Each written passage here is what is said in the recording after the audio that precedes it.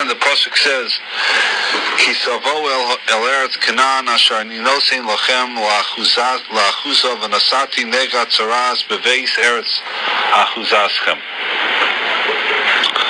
The pasuk tells us of the halacha of nigei batim.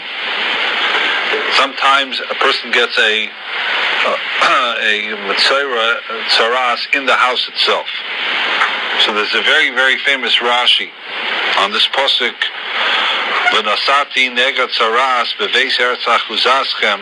Sokt Rashi b'shem the Medrash mesorah hi lahem. This is a mesorah teva. Shahanegoyim boyim aleihem. Good news. You're going to have a tzaras in your house. What's the good news? Because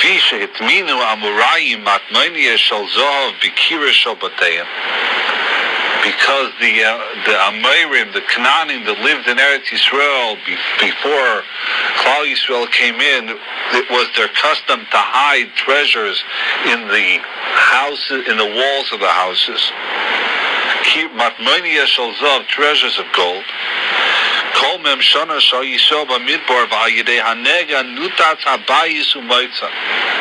So a person goes ahead and he sees a tzaras on his wall. So the halacha is, as you know, that you have to tear down the house. So here a person's thinking, oh, I got to tear down my house. Lo and behold,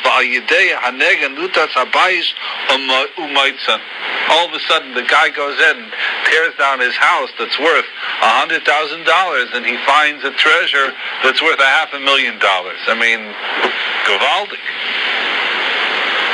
Aliyah is that, as we all know, tzaras comes as a result of speaking Loshon Horah. How could it then be that this thing that's coming upon a person, this tzaras, this einish, the outcome of this einish should be that a person goes and finds a treasure? It just doesn't make sense. Tzaras, as we all know, is a result of this Yisser speaking Loshon Horah. You're doing something wrong. Okay, we know you do something right, you get rewarded. You do something wrong, you get punished.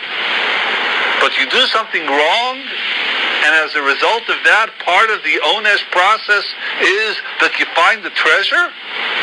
Doesn't add up. So Rav Bergman in his Sefer Shari Oira says a gewaltige taich in this medrash, and it's a very, very important yesod. The Rambam writes at the end of Hilchas Tumas Tzaras as follows: Oisu pelo haya b'Yisrael kedei lahazhiron miloshon horah. That when we lived in Eretz Yisrael, we had a gewaltige thing, a way of warning us, and that we should refrain from speaking Loshon Horah. Shahamisaper b'Loshon Horah mishtana is kirais beisai. If a person speaks Loshon Horah, he's going to know about it right away. First, kirais beisai, the walls of his house are going to change. Im omad berishtoi mishtana in klei ha'or shebebeisai. If the person persists in his Loshon Horah, so then it affects the klei ha'or in his house.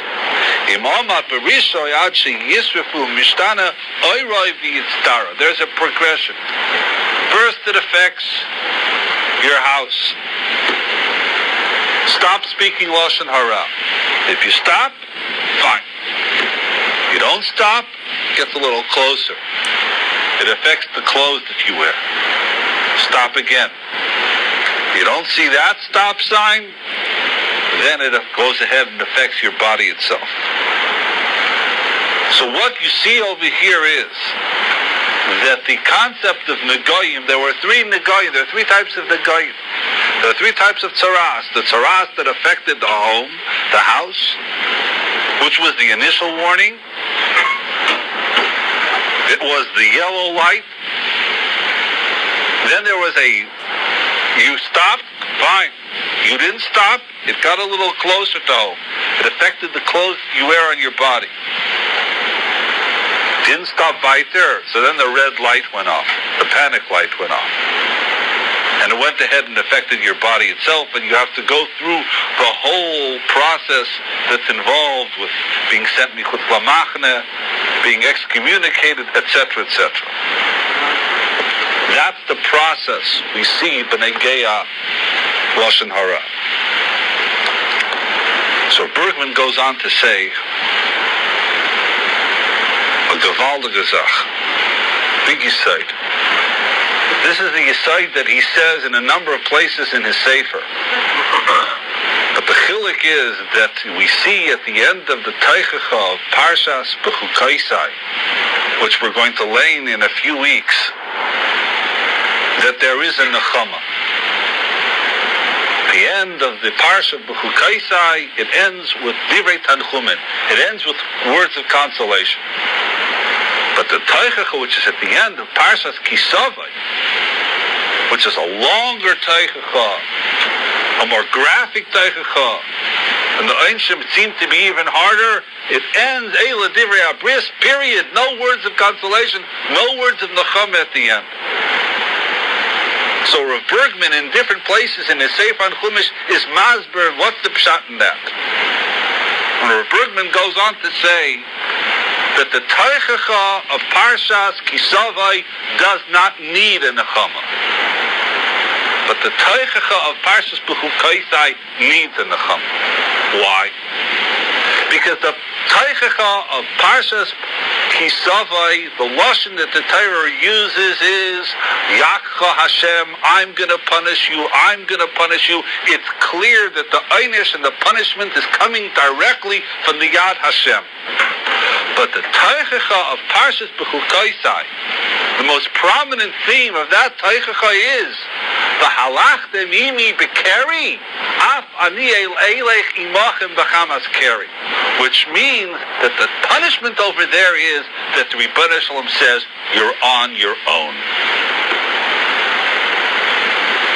If I could give you a mashal, there's one thing worse than being punished by your father, and that is, Rahman al-Islam, not having a father to punish you. Not having a father who cares to punish you. When you have a father that cares about you, that worries about you, and that punishes you when you're bad, that in itself is the nechama. I have a father. I have somebody who worries about me. I have somebody who yells at me. Baruch Hashem. There's somebody there. There's somebody who cares.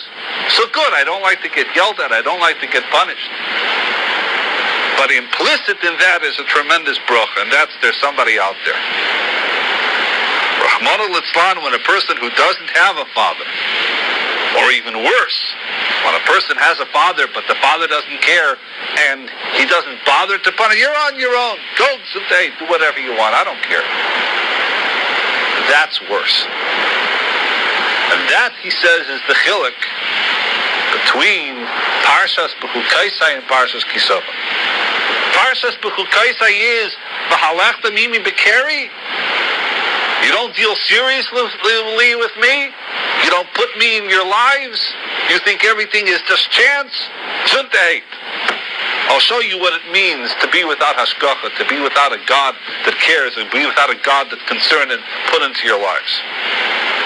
That is such a terrible onesh that teichacha needs a nechama at the end.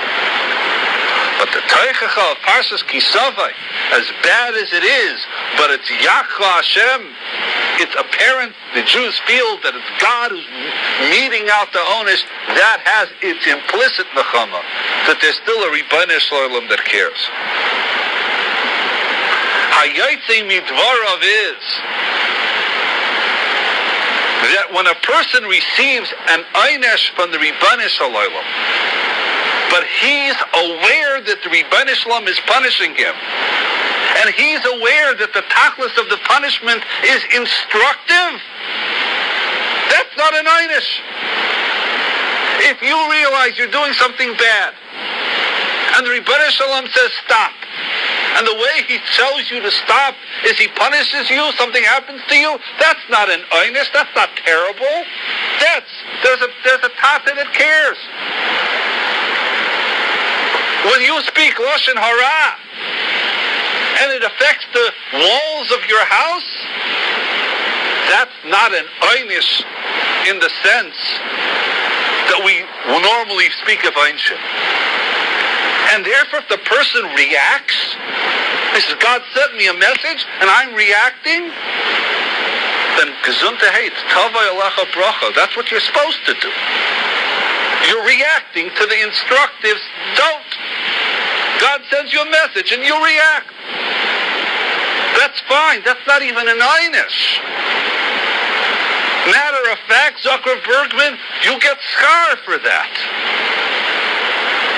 Because you're doing exactly the way it's supposed to be done. Everybody goes and makes mistakes. Everybody goes off the derech. Everybody sins occasionally. But God sends you a message, an initial message, and you stop and you react. That's the way it's supposed to be. Not only that, you get schar for listening. But this is Masber, a Gemara which we spoke out when we learned Sefer Shoftim. Shimshon holach achareinav, lefichach dikru plishtim eseinav. Shimshon went after his eyes, and therefore the Plishtim went ahead and punished him by gouging out his eyes. So the Chazal tell us that Shimshon went ahead and said to the Ribbon Shalom, when he was there by the Plishtim, B'schar, one of my eyes, I want you to bring down the house on top of the Plishtim, and B'schar, the other eye that was taken out, I want you to go ahead, and I want you to give me Olam Haba. So he asked the Kasha, what's going on? What are you talking about? Plishtim, Shimshon holach achareinav. Shimshon sinned with his eyes. God punished him with his eyes. He lost his eyes. And now Shimshon's turning around and saying, use the eyes and give me schar? What are you talking about? The eyes are the punishment. The teretz is that there's a type of punishment that if a person goes ahead and he takes the Yisurim and he reacts and he looks at them as a lesson from the Ribbon Shalom, then that's a schar. It's a mitzvah. Shimshon holach achareinav. He went after his eyes. The Ribbon Shalom punished him, and he said, you're right, I'm sorry. I did teshuva. He reacts right away. Then he can turn that so-called einish into a schar. Because he did something wrong with his eyes, God punished his eyes, good, he had to lose his eyes. But now that I reacted the way I'm supposed to react, so now give me a schar, give me reward. The trouble is that sometimes things happen to people and they don't react. That's when it's bad. Zok Rav Berkman, that's the pshat. A person speaks Loshon Horah, bad aveira. The first sign from the Ribbon Shalom is, look at the wall. It affects your wall. Doesn't affect your clothes. Doesn't affect your body. It affects your wall. First sign of danger. Person reacts and he goes to the Kohen, as the pasuk says, by Nigei Bad Begadim, the Hera es HaKohen, he shows it to the Kohen, he reacts, he realizes he's speaking Loshon Horah, he stops speaking Loshon Horah, he tears down his house. You know what he gets? He gets a reward. He gets a treasure in the house. Why? Because to react at the initial stage of Yisurim is a mitzvah gor, which has to be rewarded. Good, the Loshon Horah is an aveira. But the reacting to the first message from the Ribbon Shalom is a mitzvah for which one deserves schar for. But what happens if the person doesn't react? And he doesn't take the Yisurim as an instructive lesson from the Ribbon Shalom? Then it gets worse. Then it affects your clothes. And if you still don't react, then it affects you. There's a beautiful diik in the pasuk. By Nigei Batim, the pasuk uses the Loshon Vehera es HaKohen. That the person goes ahead and shows it to the Kohen because he realizes, I'm doing something wrong. But by Nigei Begadim and then by Nigei Batim, what's the Loshon? The Loshon is Vahuva el HaKohen. What does Vahuva el HaKohen mean? he's brought to the Kohen. Why is he brought? Because he says, I have no problems. I'm not doing nothing wrong. This isn't, that's all right. I mean, I don't know what the pshat is, but I'm not doing anything wrong. So, Behuva el HaKayim. He has to be brought to the Kohen. Not like the person who, when he saw the goyim in his house, he right away reacts and says, Veheras HaKohen. Here, Behuva el HaKayim. And that's the paradox, that even in the so-called onesh of the tzaras of the home, there is karuch and bound up with it a schar of the treasure. Why? Because for the person to react at the initial onesh that the Ribono Shel Olam has put on him, and to look at it as instructive, and to feel it as the father punishing the child, for that you deserve a reward.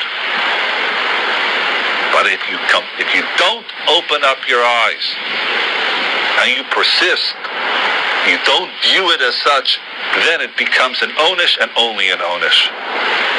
And then it affects your clothes, and then it affects your home.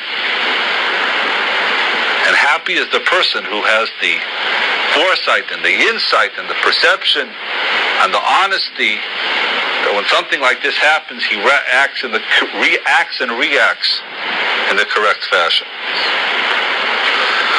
The other horror that I would like to say is on the parsha, in the haftarah. In this week's haftarah, we have over here the Maisa with Naaman and Elisha. Naaman, who was a king, not a king of Eden, but a king of Goyim, was afflicted with the nega of tzaras. Tzaras is a very debilitating disease, and Kiyadua, a king of a country at that time, tried all sorts of medicines and all sorts of doctors and all sorts of ways, and the Sinishgahof, and nothing helped. Finally, Naaman hears about the Ish Elokim that lived in Israel, and he comes to Eretz Yisrael, Bichvodo Va'atzmo, to come to seek out what the Elisha Hanavi would tell him. Vayovai Naaman Besusoi V'richbai. So Naaman comes to Elisha, Besuso V'richbai, the whole entourage, chariots, the whole works. Vayamai Pesach Habayis LeElisha. And he stands outside the door of Elisha, waiting to hear the refuah. So how does this king think? What does he imagine is mine? Oh, this melech comes. What's Elisha going to do? He's going to run out. He's going to be kareya. He's going to bow down. He's going to be mishtacheveh.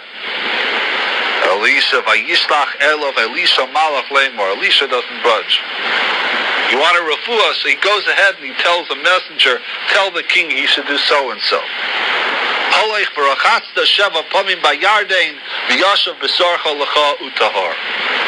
Go wash in the Yarden 7 times, and you'll be cured from your tzaras. Zok der Pasuk vayiktzayf Naaman vayelech. So in a huff and a puff, Naaman goes ahead and does an about face and says, I have to wait over here that Elisha to send me out a messenger? I don't need his refuah, I don't need his eitzes. Aren't the rivers of Damascus better than the waters of the Jordan? I don't need him, I don't need nothing. And he goes ahead in a huff and a puff, and he loses because he insulted him. He didn't treat him with the right covenant. Until his servants tell him, Mr. Melech, listen, it's you, the guy who's got tzaras. Why don't you give him a shot? So finally he goes ahead and says, okay. And he's table in the yard, and of course he gets well, and he comes back on his hands and his knees to Elisha, and he says, you're right, I'm sorry. Hashem hu Elokim. End of kapitel. Who has the tzaras? Elisha has the tzaras, or you have the tzaras? You have the tzaras. Who needs whom? You need Elisha, or Elisha needs you? Who has to respect whom? Who has to come on their hands and knees to whom? You're the guy with the problem. Elisha's with the man with the solution. You have to come to him. So you stand on your covet? You're willing to go ahead and not to be cured because of covet? So you swallow your covet. What kind of business? He's crazy. Is he crazy? Does he want to be cured? He doesn't want to be cured. So he doesn't go ahead and he treat him with what he expects is proper protocol. So you leave in a huff and a puff. It's so obvious that everybody in Naaman's court sees it. His own servants tell him, don't be meshugah. Zet Mendachim over here, Rabbi say a Yisod that you should always remember. And that is Hakina v'hataiva v'hakoved motziin es ha'adam min ha'olam. That kina, jealousy, taiva, unrestrained passion, and kavod motziin es ha'adam min ha'olam. Zok Reb Leib Chasmin. Min ha'olam does not mean olam haba. It means that also. If you let kina, taiv, and kavod take control of you, you're going to lose your olam haba. But you know what else it means, Zok Reb Leib Chasmin? It means olam hazeh. It means that you become so meshugah, so blinded, so obsessed, that you give up your olam hazeh. You give up your health. Why? Kavod. So powerful is the attraction of kavod that it makes a person meshugah. Any normal person knows, I've got saras, whatever the man tells me to do, I'll do. But if you're crazy, if you're wrapped up in kavod, you lose your perspective. You give up your life. You give up olam hazeh because of kavod. I just heard recently, very disturbing to me personally, a fellow that I went to yeshiva with, a person who was a Talmud Chacham, a Lamdan. I heard recently that the person went ahead, he left his wife, he married a woman from another faith who underwent a conversion, gave up his wife. He had a career in one of the Jewish professions. This doesn't sit well with persons balabatim and the like, and gave up his family. Why? Because he fell in love with another woman. Now he asked him, Mr. Sugar, you're giving up your wife. Your kids are going to hate you because his kids are old enough to chop what's going on. And you're giving up your job. Right? I mean, what else does a person have in this world? He has his career. That's number 3. He has his wife and his children, 1 and 2. You're going to give that up for what? For what? Because it's a chaptir ataiva for another woman? You have to be our ruffins. You have to be crazy. I'm not telling you to be frum. I'm telling you to be normal. I'm telling you it's not worth it. It's not worth your career. It's not worth your wife. It's not worth your family. It's not worth your grandchildren, your grandchildren. You're crazy. So how does a person do it? Motziin es ha'adam min ha'olam means kipshutai. It means it makes you crazy. You're willing to give up olam hazeh for taifa, for kavod, for kina. And Rabbi say, before you have the nisyonis, learn this and learn this well.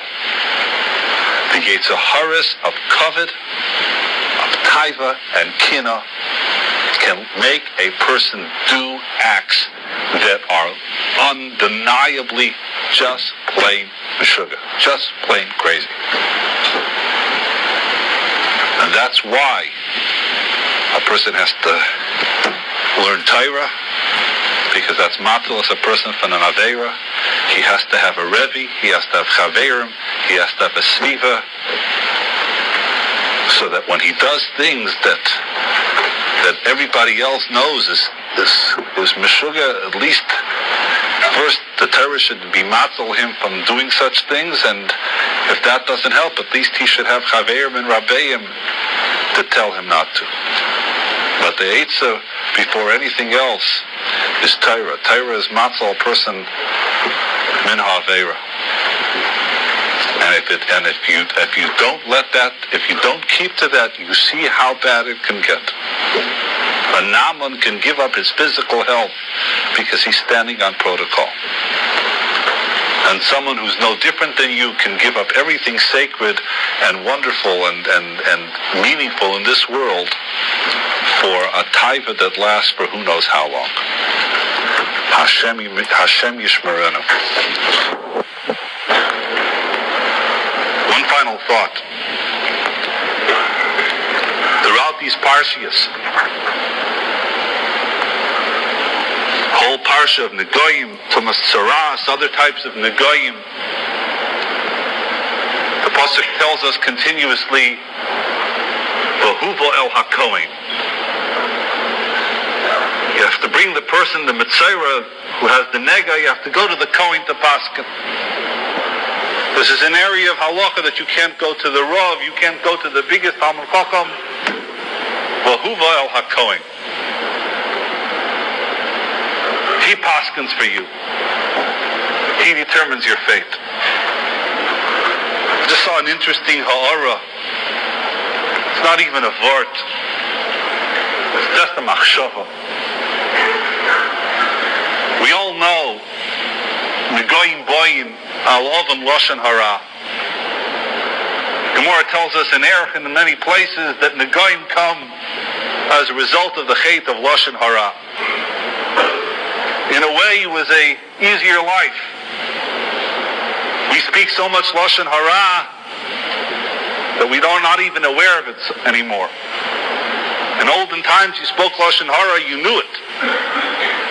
First it affected your house, and then it affected your clothes, then it affected your body. You knew when you spoke Loshon Horah. It was a bracha, in a sense. V'huva el hakohen.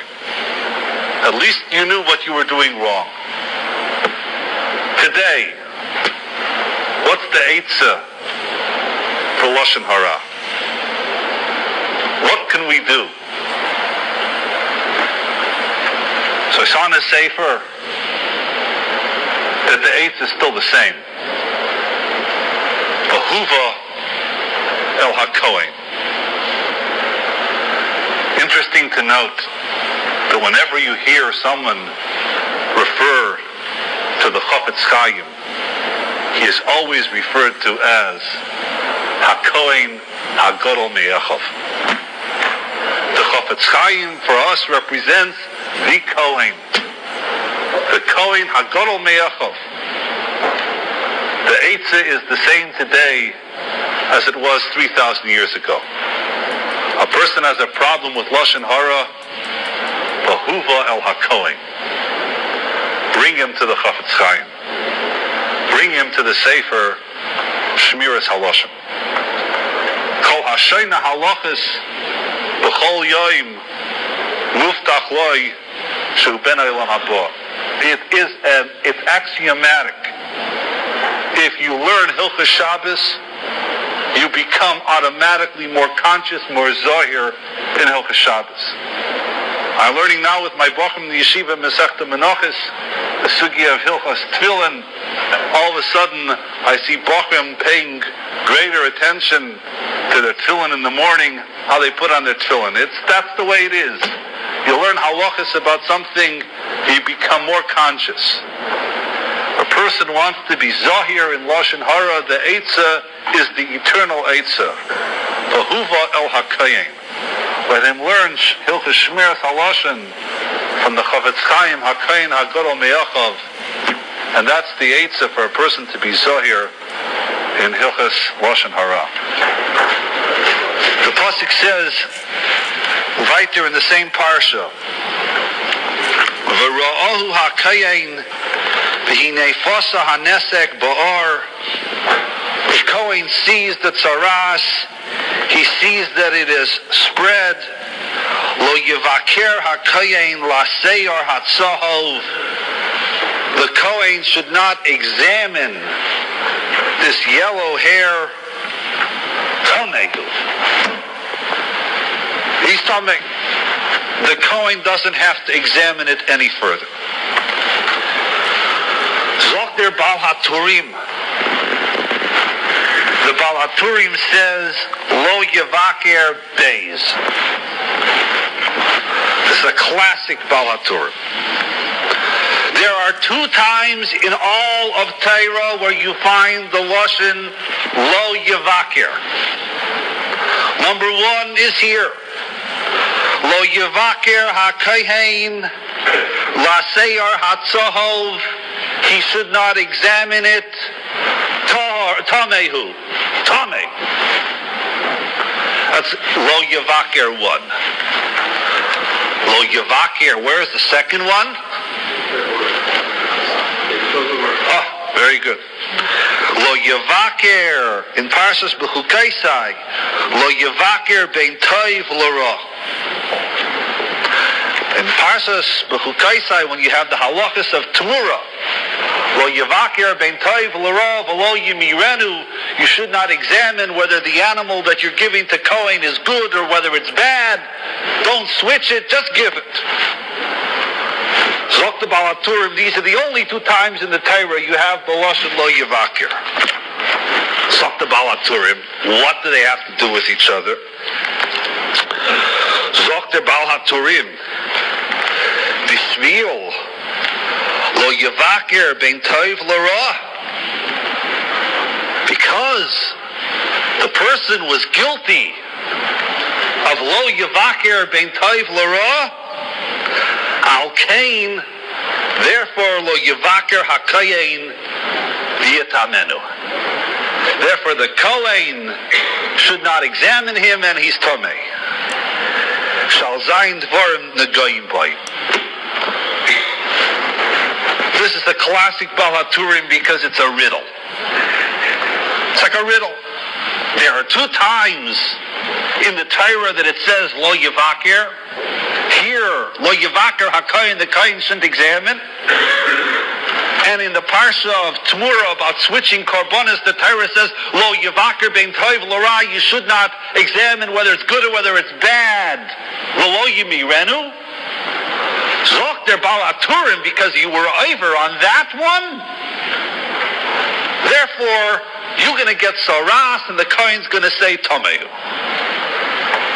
Now, over your Shabbos table, you can discuss this Baal HaTurim, and you're free to say what you think the Baal HaTurim means.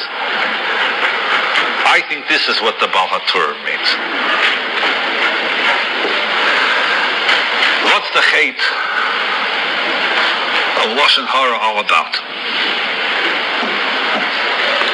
When you distill Loshon Horah to its basest form, what's Loshon Horah all about? Loshon Horah is about criticizing. Loshon Horah is the uncanny ability to look at a situation, to look at a person, and to find what's wrong. To hop on what's wrong with the person. Not what's good, not what's right, but what's wrong. In all of us, there's toiv and there's ra. We're not all good, and we're not all evil. You can look at a person and you can say, he's stingy, he's this and he's that. But he also has positive sides to him. The Baal Loshon Horah never sees that. He chooses to look at the bad. He chooses to criticize. He chooses to examine every person under a microscope and always come to the conclusion, this is his problem. This is what the Baal HaTurim means. When a person is over on Lo Yevaker bein toiv l'ra, when the Torah tells us, look at that thing and don't examine. Don't always examine. Don't always critique. Don't always criticize. Lo yavaker, bein tov l'ra. Why do you always have to chap on? Why do you always have to see the slacks? Why do you always have to criticize your children? Why do you always have to criticize your spouse? Why do you always have to criticize the rav? Why do you always have to criticize? Lo yavakir, bein tov l'ra. Don't always criticize. Don't always put everything under a microscope. The person who is in violation of lo yavakir, bein tov l'ra, you know what his einish is? He comes to the Kohen, and the Kohen looks at the nega, and the Torah tells the Kohen, lo yavaker, don't examine, paskin tameh. Let him get some of his own medicine. Teach him not to examine. Teach him not to hold under a microscope. Teach the Loshon Horah what it's all about. Let him go to the Kohen and lo yavakir. There's no examination. There's no scrutiny. Tameh. You who always scrutinize, but you learn not always to scrutinize. Tell you over a maisa that has to do with Chol HaMoed. Rabbi Zalman Meltzer Zeichet Tzadik Livrocha, a goyin and a tzaddik, but also from those who knew him, a ziskait of a mensch, was sitting Chol HaMoed one time with Reb David Finkel. He's sitting Chol HaMoed in his study, and Rabbi Zalman says, give me a piece of paper and a pen. I have to write something down. Zok Reb David Finkel to Rabbi Zalman, Rebbe, says Chol HaMoed. How can you write something down? It's Chol HaMoed. Zok Rabbi Zalman says Pikuach Nefashos. It's a matter of life and death. Reb David Finkel becomes der Shrocken. Life and death? You need a piece of paper and a pencil? Life and death? What's the matter? So Rabbi Zalman says, Ein davar. Nothing's the matter. Over farmir it us pikuach nefashos. I need the piece of paper and the pencil because for me it's pikuach nefashos. Reb David Finkel brings in the piece of paper and the pencil, and Rabbi Zalman writes down the following pasuk. A pasuk in Mishlei. Einecha leneichach yabitu va'afalpecha yashiru negdecha. That's the pasuk he writes down. So Reb David Finkel can't figure this out. This is the Pikuach Nefashos? You have to write down the pasuk in Mishlei? So Rabbi Zalman, that here I am, Chol HaMoed, and hundreds of Jews come in to visit me, Chol HaMoed, to wish me good yontif, Rebbe. He says, the people that come in, you think they're all tzaddikim? You think they're all Yakirei Yerushalayim? You think they're all Choshev and mention? You have the nuts, and the Meshukayim, and the Nutniks, and the idiots. And I have to sit there, person after person, and look at each person. And I'm tempted to look and say, this guy's an idiot. And this guy's an Amoritz. And this guy thinks he's a Talmud Chacham, and he is an Amoritz. And I need something to hold me back. So every year before Chol HaMoed, I write down the pasuk in Mishlei, Einecha leneichach yabitu, that when your eyes look at someone else.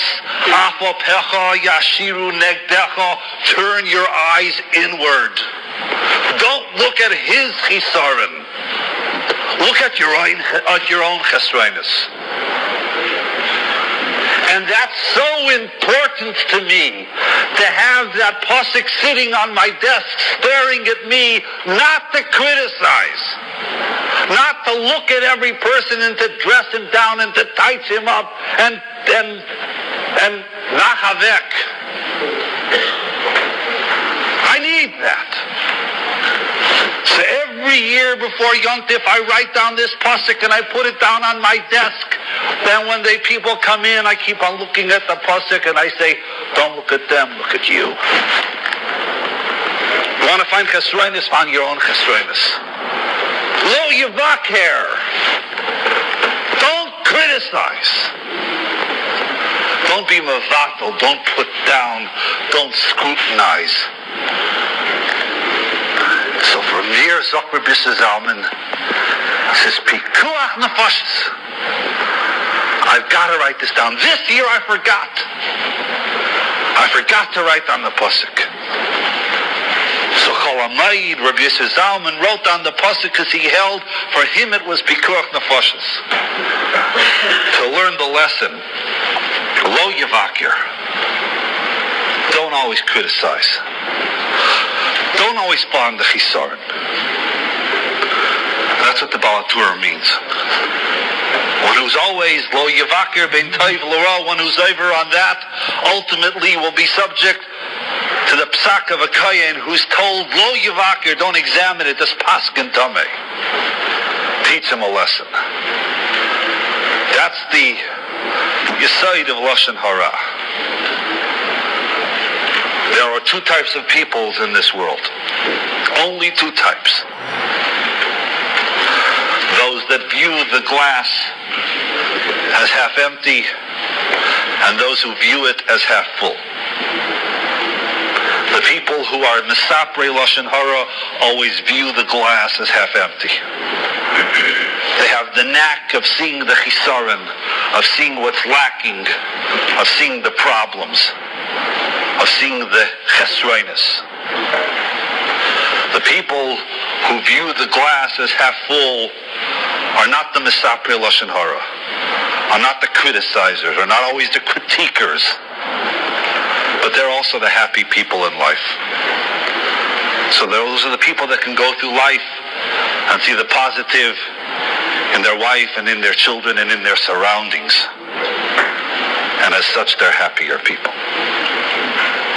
Loshon Horah is not so destructive only to the person whom you speak it about, but it's so destructive to oneself. Because it teaches us to be negative. And that's a terrible thing. This year was presented by Rav Yissocher Frand Shlita.